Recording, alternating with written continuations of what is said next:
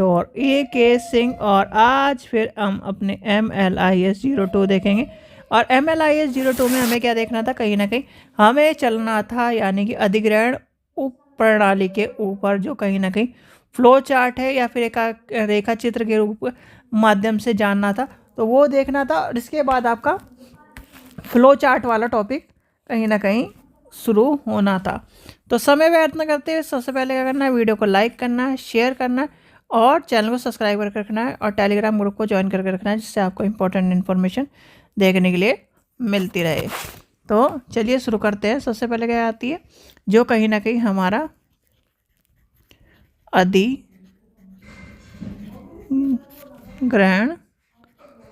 उप प्रणाली। ठीक है, अधिग्रहण उप प्रणाली के ऊपर की चीजें देखेंगे। तो अधिग्रहण उप प्रणाली में हमें क्या देखना था, इसका फ्लो चार्ट देखना था। सबसे पहली बात आती है भाई, 3 चीज हमें लेके चलनी है इसमें, खोज, प्रक्रिया,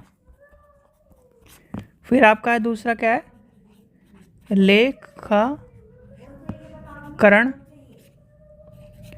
प्रक्रिया। फिर इसके बाद क्या है आपका आ जाता है, प्राप्त एवं निरीक्षण प्रक्रिया। लास्ट आपका आ जाता है आदेश प्रक्रिया। तो ये आपके कहीं ना कहीं प्रक्रिया के रूप में आपको देखने के लिए मिलेंगे। अब इसके अंतर्गत क्या आएगा, इसके बाद आपको देखने के लिए मिलेगा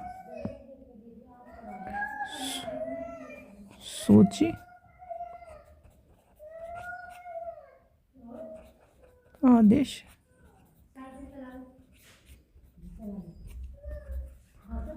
फाइल, हाँ और स्रोत में। ठीक है, ये कहीं ना कहीं ये सारे के सारे आपको सीधे के सीधे इस तरह से आपको डब्बे में बने देखने के लिए मिलते हैं। ठीक है, अब इसके अंतर्गत यह हो गया। अब इसके आगे चलेगा, यानी कि इस तरफ एरो चल रहा है आदेश। ठीक है, ये क्या एरो का थोड़ा ध्यान रखना है इसमें, वैसे जगह कम होने की वजह से बनी इस तरह रहा है।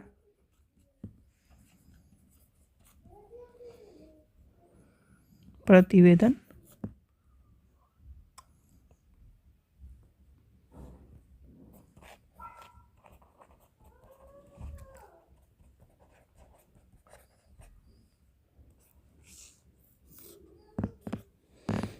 ठीक है। फिर यहाँ से हम इसे थोड़ा सा नेक्स्ट उस पर लेके चलते हैं, यानी कि आदेश से आपका आ जाएगा स्रोत, यानी स्रोत से हुआ नहीं,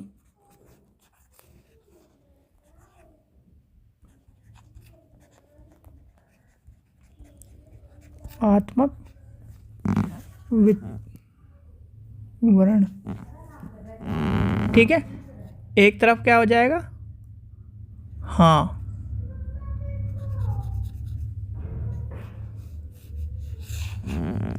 ठीक है। फिर आपका आ जाएगा सूचीकरण, परिग्रहण,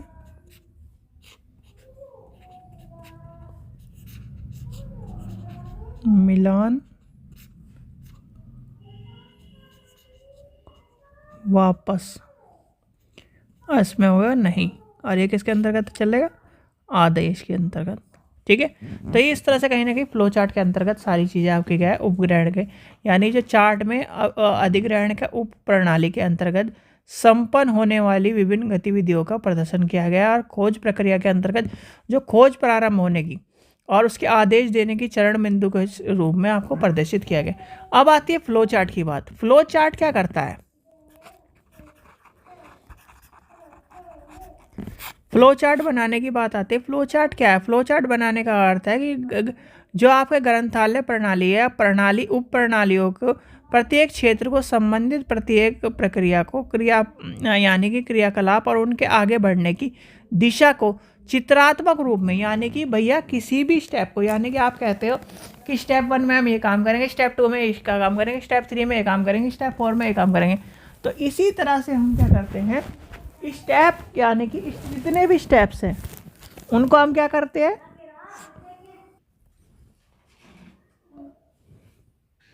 तो इसमें क्या है यानी कि फ्लो चार्ट क्या करता है, उस गतिविधि को कहीं ना कहीं चित्रात्मक रूप में यानी कि चित्रों के माध्यम से, यानी कि एक तरह से चित्रात्मक रूप में आपको चीज़ों को दिखाया जाता है।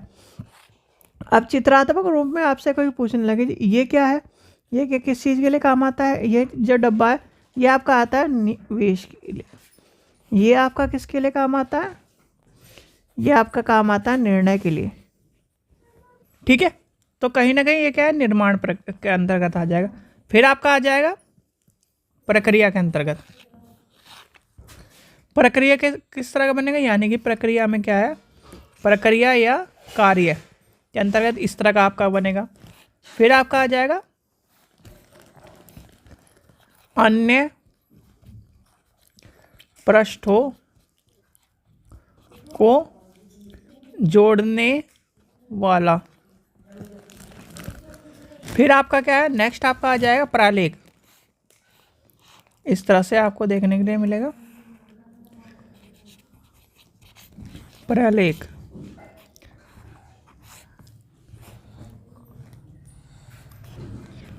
प्रारूप निर्धारण प्रक्रिया। फिर आपका क्या आ जाएगा, लास्ट आपका आ जाएगा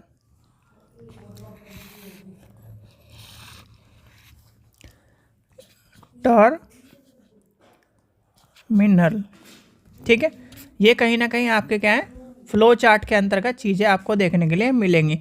अब आते हैं फ्लो चार्ट की जो महत्वपूर्ण यानी कि कुछ नियम आपको पता होने चाहिए। उपयुक्त जो चीज़ें हैं यानी फ्लो चार्ट के जो प्रतीक चिन्ह है उसका कहीं ना कहीं सार्वभौमिक भाषा के रूप में, निर्माण के रूप में आपको देखने को मिलता है, और आवश्यकता अनुसार चीज़ों को लेके चला जाता है। यानी कि ऐसे नहीं कि आप किस सब चीज़ों को यूज़ करते हुए चलोगे या सब सिंबल को यूज़, आवश्यकता अनुसार प्रत्येक प्रकार के फ्लो चार्ट में, चाहे वो किसी प्रकार का प्रस्तुत कर रहा हो, किसी भी चीज़ को लेके चल रहा हो, इंगित कर रहा हो, उसमें टर्मिनल का प्रयोग हर हालत में होगा, क्योंकि टर्मिनल का, ठीक है, तो कहीं ना कहीं क्या है, इसका आपको टर्मिनल जो है हर सेक्शन में, ये जो टर्मिनल है ये हर जगह आपको देखने के लिए मिले। फिर क्या है, कार्य को आगे बढ़ाने के लिए जो उसके जो चीज़ें एक दिशा से दूसरी दिशा के ऊपर या फिर उसके ऊपर से नीचे तक के जो चिन्ह हैं उनको इंगित करने की चीज़ें आपको ध्यान में रखनी है। फ्लो चार्टों में प्रयुक्त निर्माण यानी कि निर्णय और निर्माण जो चीज़ें हैं उनको संबंधित स्थान पर और साथ ही कहीं ना कहीं हाँ वाले इंगित या ना वाले इंगित को ध्यान में रखना है। अगर मान लीजिए आपने हाँ वाला इंगित है और वहाँ पर नहीं लिख दिया तो कहीं ना कहीं वो क्या हो जाएगी, बात पूरी की पूरी गलत हो जाएगी। इस चीज़ का आपको ध्यान रखना है। फंक्शंस और उसके एक्शंस को पहचानना है, निर्णय को और क्रिया को लेके चलना है। फिर आता है यानी कि उसके मूल्यांकन। और जो भी स्टूडेंट यूजीसी नेट की तैयारी कर रहा है हमसे मात्र 100 रुपये में प्रीवियस ईयर ले सकता है। मूल्यांकन, अब मूल्यांकन में क्या आएगा, मूल्यांकन में जितनी भी यानी कि जितनी प्रणाली है, जितनी प्रणाली में विश्लेषण की एक अंतिम बिंदु उसका मूल्यांकन है। प्रणाली विश्लेषण की जो प्रक्रिया है, विश्लेषण प्रकार के प्रतिवेदन तैयारी करना है, अत्यंत महत्वपूर्ण है। उस प्रतिवेदन में उस चीज़ों को, प्रणाली के अभिकल्पों को यानी कि सहायता के लिए उसको चीज़ों को लेकर चलाया जाता है। फिर यहाँ पर क्या आता है, यहाँ पर क्या है, महत्वपूर्ण प्रतिवेदन की किन किन तथ्यों को या फिर बिंदुओं को सम्मिलित किया जाता है और क्या क्या, क्योंकि प्रतिवेदन की उपयुक्त जो बहुत सारी बातें हैं सम्मिलित बिंदुओं के अनुसार चलती है। जैसे कि आपका क्या है, बिंदु कौन, यानी कि बिंदु में कौन कौन से आ जाते हैं। सबसे पहला आपका आ जाता है आग्रह सामग्री, ठीक है, जिसमें विषय तालिका आदि आ जाते हैं। फिर आपका आ जाता है ढांचा, दूसरा आ जाता है विधि, तीसरा आ जाता है निष्कर्ष और पांचवा आ जाता है आपका पिछली सामग्री। तो ये आपको पता होना चाहिए भाई। ढांचे में क्या आ जाता है, भूमिका आ जाएगी, समस्या, उद्देश्य, क्षेत्र, परिणाम आ जाएंगे। विधि में क्या आ जाएगी, योजना, कर्मचारी और उसकी चीज़ें आ जाएंगी। संतुलन में क्या आपको इस तरह की चीज़ें देखने को मिली। तो ये कहीं ना कहीं जो प्रणाली विश्लेषण वर्तमान प्रणाली में विभिन्न आयामों को और उसके जो क्रियाकलाप है उसको अच्छी तरह से पहचानने के लिए और कहीं ना कहीं मूल्यांकन प्रतिवेदन तैयार करने के लिए प्रतिवेदन की यह आवश्यकता होती है कि प्रणाली को पूरी जानकारी हमें मिल जाए। क्या मिल जाए? पूरी जानकारी हमें मिल जाए। और कहीं ना कहीं जब कार्य विश्लेषण की बात हम लेके चलेंगे, कार्य विश्लेषण को इस बात पर कहीं ना कहीं अध्ययन किया जाता है या कर्मचारियों के कार्य कि जो उसकी कैसे कर रहा है, किस तरह से कर रहा है, किस सीमित चीज़ों से लेकर चल रहा है, कार्य की क्षमता कैसी है। तो ये सब चीज़ें आपको देखने के लिए मिलती है। ठीक है, फिर आते हैं हम अपने सिस्टम डिज़ाइन पर, यानी कि प्रणाली अभिकल्प। सिस्टम डिज़ाइन, प्रणाली अभिकल्पन। ठीक है, अब ये क्या है? यानी कि प्रणाली विश्लेषण से प्राप्त तथ्यों के आधार पर जो है प्रणाली अभिकल्पों का कार्य किया जाता है। प्रणाली का विश्लेषण इसी यानी कि इस प्रारंभिक बिंदु और उनके अभिकल्पों के प्रणाली विश्लेषण के और जो चीज़ें हैं उनके अंतिम बिंदु तक, यानी क्रियाकलाप के अंतिम बिंदु तक की जो सिस्टम डिज़ाइन है वो आपका सीधे सीधे बात है मार्केट। अगर सिंपल है भाई, आप किसी चीज़ का क्या है, एक रूपरेखा खींच रहे हो, क्या कर रहे हो? रूपरेखा खींच रहे हो। तो ये थोड़ी कि आप शुरुआत में उसे शुरुआत कर दो भाई, आखिरी में चलता ही चल जाएगा, चलते चल जाएगा। नहीं, एक रूपरेखा खींचने में शुरू से लेकर एंडिंग तक ये चीज़ें होनी चाहिए, ये चीज़ें आपको लेके चलनी है। तो वो सब चीज़ें आपको देखनी पड़ती है। अब इसके अंतर्गत क्या है? इसके अंतर्गत क्या है, यानी कि अभिकल्प के प्रयोग का वैधता में 5 चीज़ें आपको इंपॉर्टेंट मिलती हैं। ठीक है, अगर आपसे कोई पूछने लगे 5 चीज़ें क्या है, यानी कि अभिकल्पन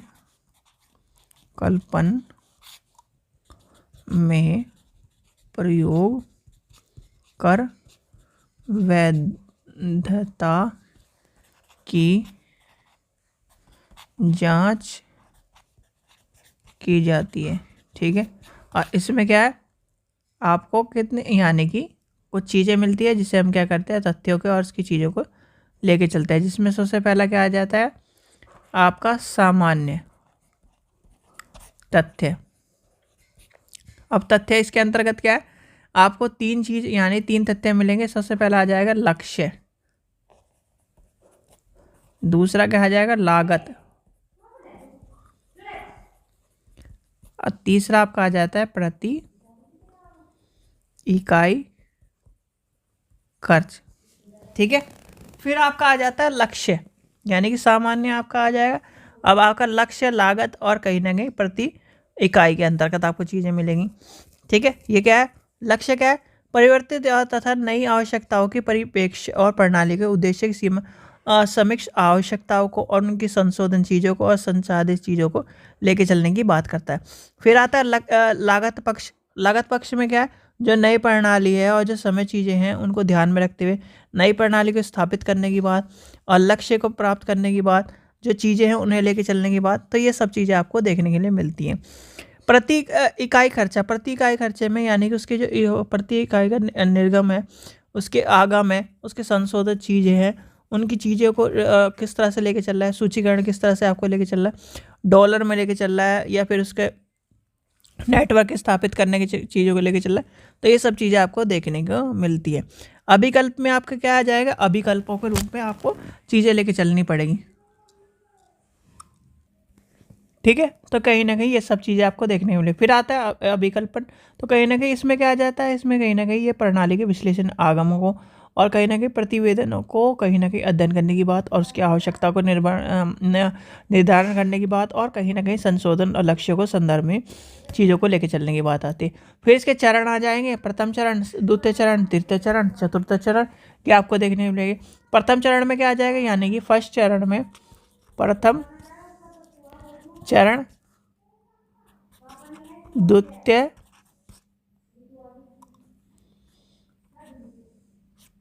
तृतीय, चतुर्थ चरण। तो ये आपको कहीं ना कहीं चरण के रूप में आपको देखने के लिए मिलते हैं। तो चरण में कहीं ना कहीं चरण क्या है, जैसे कि प्रथम चरण आ जाएगा। प्रथम चरण में क्या है, सभी क्या है जो चीज़ें आ जाती है, पुनः नियोजन की बात आती है। इसमें कहीं ना कहीं अपने आपसी चीज़ों को लेकर चलने की, स्थापित करने की, और कहीं ना कहीं आपके द्वितीय अभिकल्पों के समाप्त करने की यानी समाप्त करने की, और कहीं ना कहीं संपन्न करने की, तार्किक क्रिया निश्चित करने की बात करी जाती है। और पुराने जो कहीं ना कहीं वर्कशीट को स्थान पर नई वर्कशीट को तैयार करने की बात आती है पहले चरण में, ध्यान रखना। दूसरे में क्या आता है, दूसरे में कहीं ना कहीं दूसरे चरण में जो प्रक्रिया होती है, एक तार्किक क्रम के विस्तृत रूप के प्रस्तुत करने की बात आती है, और आवश्यकता अनुसार फ्लो चार्ट बनाकर संकलन करने की बात को लेकर चला जाता है। अब फ्लो चार्ट कहीं ना कहीं हम क्या करते हैं, क्रियात्मक यानी कि विधि को अनुसार, नियमावली के अनुसार चीज़ों को लेके चला जाता है। फिर आता है तृतीय चरण की बात आती है। तृतीय चरण में क्या आ जाता है, कहीं ना कहीं जो नियमावली है, यानी कंप्यूटर के आधारित पुस्तकालय प्रणाली का एक अभिन्न अंग होता है। इस प्रणाली में अच्छी तरह से समझा जाता है कहीं ना कहीं कि जो विश्लेषणात्मक या विशेषकर नियमावली है वो स्वचालित प्रणाली के आदर्शों पर चले। तीसरा और यानी तीसरा हो गया। चौथे में हमारे क्या आ जाते हैं, जो चरण मुद्रित रूप में अभिकल्पों के संबंध में आ जाता है। सूची का संग्रहित करने की बात आती है। प्रशासनिक प्रसारण करने की बात करने लगता है, और कहीं ना कहीं पुनः स्थापित करने की बात करता है। अब इसमें क्या है, यानी कि सीधे सीधे चैप्टर कोरा खत्म हो चुका है। देखो, पुस्तकालय प्रणाली में अभिकल्प यह अत्यंत आवश्यक है कि डाटा को एक बार निवेश किया जाए तथा उपयुक्त अनुसार उसको बिंदुओं को लेके चला जाए। ठीक है, तो ये आपका चैप्टर हो गया ख़त्म। आशा करता हूँ आपको वीडियो पसंद आई। वीडियो पसंद आई तो लाइक करें, चैनल को सब्सक्राइब करें, वीडियो को ज़्यादा से शेयर करें। और इसमें से सिर्फ 2 क्वेश्चन आपको देखने के लिए मिलेंगे। देखो, वो मैं आपको यहीं बता देता हूँ, एक अलग से वीडियो बनाने की जरूरत नहीं है। सबसे पहला क्वेश्चन आपसे पूछा जा सकता है कि प्रणाली से आ क्या समझते हैं? प्रणाली विश्लेषण के चरण लिखिए। ठीक है, खासकर यही क्वेश्चन आपसे पूछा जाता है, और कोई क्वेश्चन आपका मेनली इंपॉर्टेंट नहीं है। कोई आपको कहना है ये इंपॉर्टेंट है, वो इंपॉर्टेंट है। हाँ, एक क्वेश्चन आपका और मान सकते हैं शॉर्ट में, फ्लो चार्ट। ठीक है, यह आपका क्वेश्चन आपसे पूछा जाता है। ठीक है, चलिए, आशा करता हूँ आपको वीडियो पसंद आई। वीडियो पसंद आए तो लाइक करें, चैनल को सब्सक्राइब करें, वीडियो को ज़्यादा से शेयर करें। थैंक